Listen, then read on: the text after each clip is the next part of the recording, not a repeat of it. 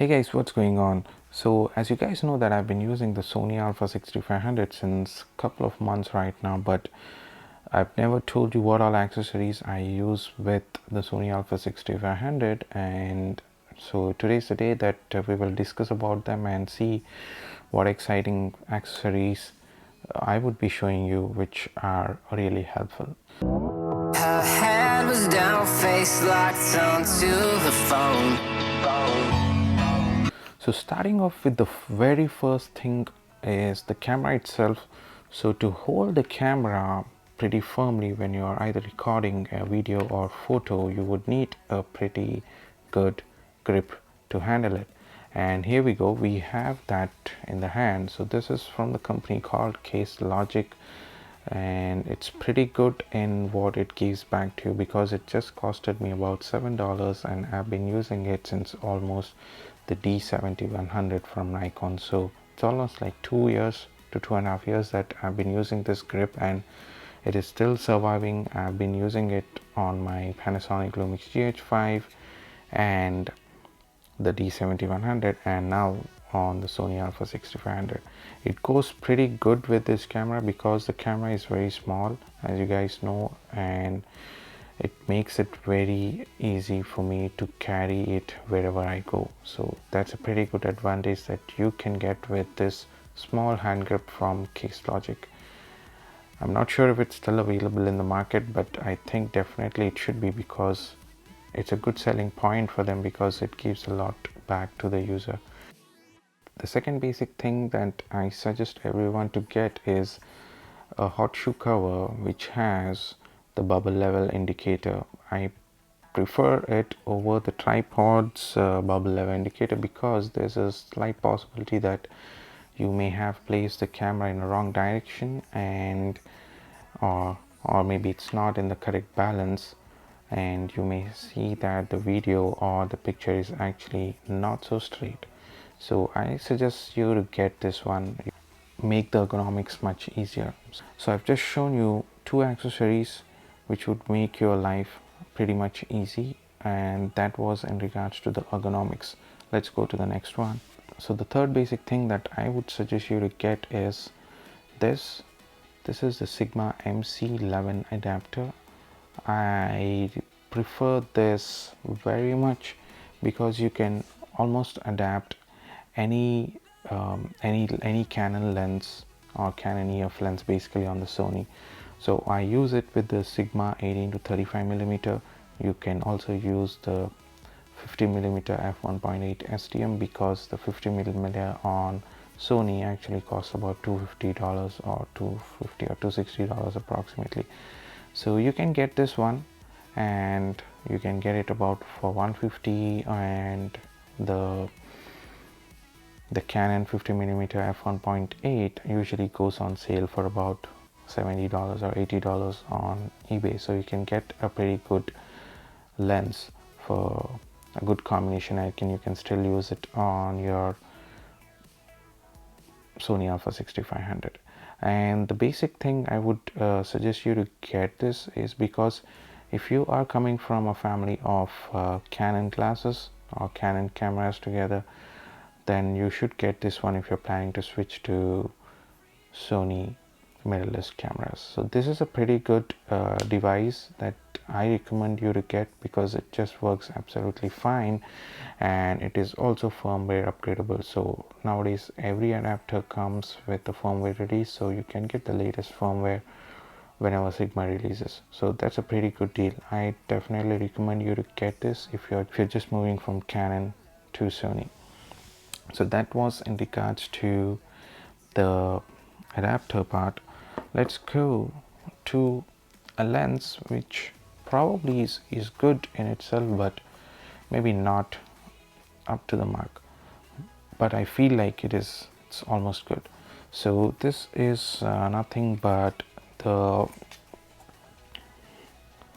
this is basically the Sony 18 to 105mm f4 constant aperture lens, and which is image stabilized. So this supports the image stabilization of the camera alongside with the lens itself. So that's a pretty good advantage that you will get if you're using this but there's only one downside of it, because it's f4 constant aperture for all of the range. You may feel that it's not too bright in low light situations, but it actually does the work, because it's with the APS-C sensor.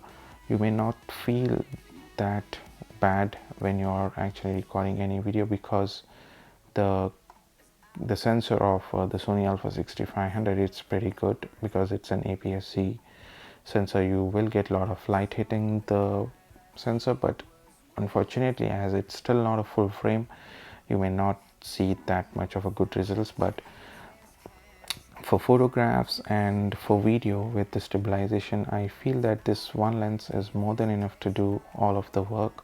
But I still prefer the Sigma 18-35mm f1.8 alongside with the Sigma MC11 adapter, because of the f1.8 constant aperture across 18-35. So that's a pretty good deal on the crop sensor camera. So if you're just planning to use one lens for all of the work, then I would say get this lens. It does the work. It just handles everything pretty perfectly. The image is as sharp as any high-end lens, and yeah, that's a pretty good deal. And so if you're just planning to use one particular lens, that too with a default mount, that is the Sony E mount, then yeah, you can go with this lens as an initial startup. What do you see? That was a fourth accessory, and now let's come to the fifth accessory. So the fifth primary and the major important accessory of the Sony A6500 is the batteries. Because the camera itself is very small, they didn't actually include a bigger battery slot, so they use this old variant of NPFW50 batteries. So this is from the company called Rav Power. I've did a lot of videos for them, showing their kind work towards their customer support. I think that video will be linked in the description below. So I use this Rav Power batteries, and I have actually 4 of them. I have 4 of these batteries, and I still use the main battery, that is the Sony itself supplied battery, which came with the camera. I use it often, and it's really great comparing with what Rav Power provides, because this is from the company itself, so obviously it works pretty good with the camera. So that was the fifth accessory, that is a battery. And let's go with the next one. So let's go with the sixth one. The sixth one is nothing but a battery grip for the Alpha 6500. So this comes from a company called Mikey or Mickey, whatever it is, but it actually does the work. I mean, it's not so great, and it neither gives a pretty good grip for the camera, because whenever I put in the camera like this, for instance, let me just show you. So when I put the camera and the grip together, there's a slight bit of play. I don't know why it happens, but I think because it's a third party, maybe the measurement is not so appropriate. So when I just put them together, there's a slight bit of play, so that doesn't give me good grip when I mount my Sigma 18-35mm lens. So I don't use it much, but I think it should be still good in some situations. So if you're using a small lens such as the Sigma 30mm f1.4, then probably you can use this grip for that, because you can put in 2 extra batteries in here, and the dummy battery actually sits here and it just supplies the power to the camera. So you have 2 NPF50 batteries which will be supplying your camera continuously, so you can double the recording limit. So the seventh accessory is nothing but a microphone. I use this pretty oftenly because of the clarity which it gives back to me. I have a Rode filmmaker kit, but that doesn't, I mean, I'm using it, but I don't want to say it as bad, but I prefer using this over that because it's just, you have to just hook it up to the mount and go wherever you want. So this is pretty good in itself because it gives you around two adjustments.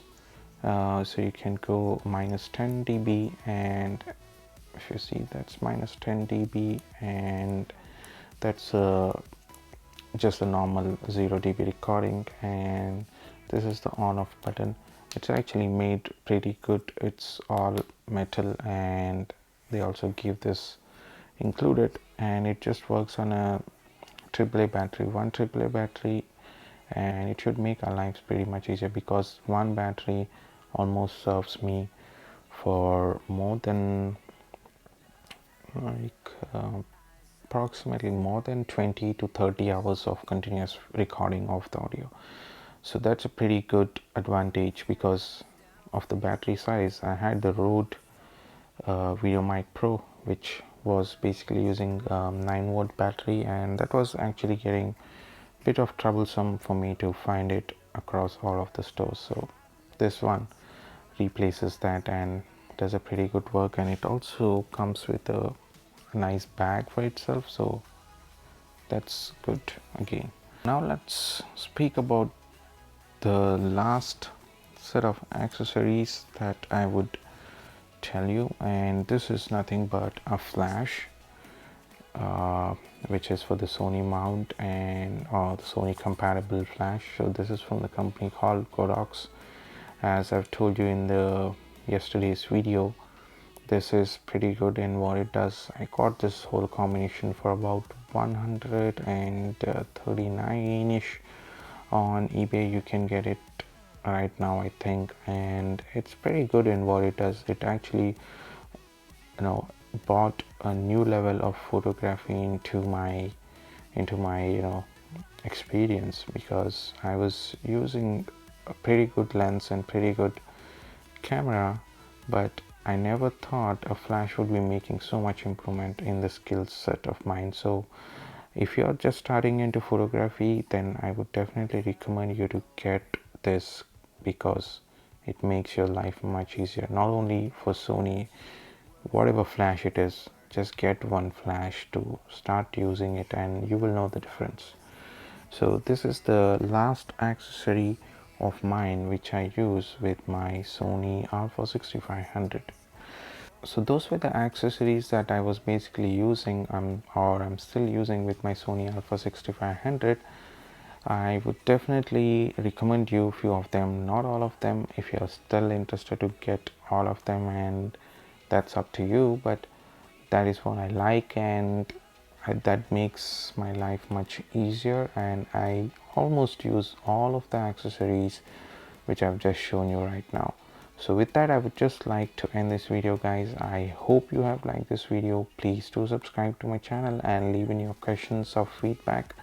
I would definitely try to answer them. For now, take care. Bye bye.